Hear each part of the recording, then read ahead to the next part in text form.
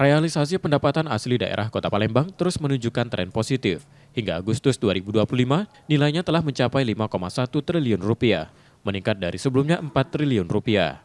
Kenaikan ini didorong sejumlah faktor, antara lain dana transfer dari pemerintah provinsi, penyaluran dana kekurangan salur dari beberapa tahun lalu, serta penyesuaian target pendapatan. Dari 4, sekian triliun ke 5, sekian triliun. Tentunya ini ada beberapa sumber pendapatan, baik itu melalui dana dari transfer pemerintah provinsi dan juga dana kekurangan salur beberapa tahun yang lalu. Jadi disalurkan pada tahun ini sehingga ada penambahan pendapatan. Di samping itu ada penyesuaian dari target yang ada sehingga ada peningkatan target. Dan juga ada beberapa temuan dari beberapa BPK juga tentunya masuk. Dan ini mengakibatkan APBD kita menjadi meningkat.